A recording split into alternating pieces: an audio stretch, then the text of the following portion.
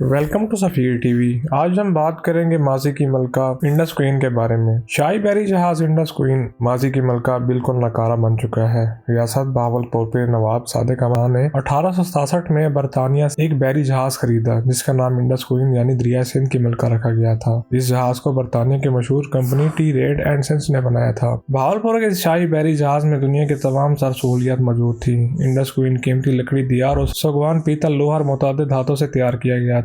اس کو cafeteria, bed room, مہمان خانوں، نچلے حصے میں آرائشی کمروں سے راستہ گیا تھا۔ یہ ایک محل نما جہاز تھا جس میں وائسرے ہند برصغیر کے راجا مہاراجا سفر کرتے تھے۔ وکٹوریہ کی تدفین نواب صاحب کے قدموں میں کی گئی۔ نواب صاحب محمد خان عباسی اس دریائے سندھ کی ملکہ پر برصغیر کے بادشاہوں، برطانیہ سے آئے شہزادوں اور اپنی بیوی کے ساتھ ستلج سے دریائے سندھ کی سیر کیا کرتے تھے اور شکار کرتے تھے۔ اس بحری جہاز میں ریاست بہاولپور سے سکھر تک کا سفر کیا جاتا تھا۔ پاکستان بننے کے بعد یہ عظیم الشان بحری جہاز پنجاب حکومت کے حصے میں آیا تو اس کو دریائے سندھ میں دو اضلاع کے درمیان عوامی سفر کے لیے رکھا گیا تھا اور روزانہ ہزاروں کی تعداد میں مسافر اس میں سفر کرتے تھے۔ ضلع راجن پور سے ضلع رحیم یار خان تک اس بحری جہاز میں سفر کیا جاتا تھا۔ 1996 میں اس جہاز میں اچانک آگ لگ گئی۔ یہ شاہی بحری جہاز ہمیشہ کے لیے تاریخ کا حصہ بن گیا۔ اب یہ جہاز کوٹ مٹن کے ساتھ دریائے سندھ کے کنارے خستہ زنگ آلودہ حالت میں موجود ہے جس کا تمام قیمتی سامان اب چوری ہو چکا ہے۔ اب یہ کارآمد نہیں۔ جہاز کے نیچے اسلحے میں انجن بھی موجود تھے جو ڈیزل پر چلتے تھے، اب وہ بھی مکمل طور پر ناکارہ ہو چکے ہیں۔ جہاز کا تمام قیمتی سامان چوری ہو جانے کے بعد اس کی باقیات کو محفوظ کرنے کے لیے محکمہ ہائی وے کے چوکیدار یہاں دن رات نگرانی کرنے کے لیے تعینات ہیں۔ ریسارٹ زغال مجاہد جتوئی اس بحری جہاز انڈس کوئین کو تاریخی اہمیت کا حامل اثاثہ قرار دیتے ہیں۔ جب انگریزوں اور نواب بہاولپور کے درمیان تجارتی معاہدہ ہوا تو ملتان ریاست سے بہاولپور ریاست اور سکھر کے درمیان اس کو سفر میں لایا گیا۔ اس جہاز پر وائسرے نے رحیم یار خان کے نزدیک ایک دریائی علاقہ بھونگ بھارا تک سفر کیا،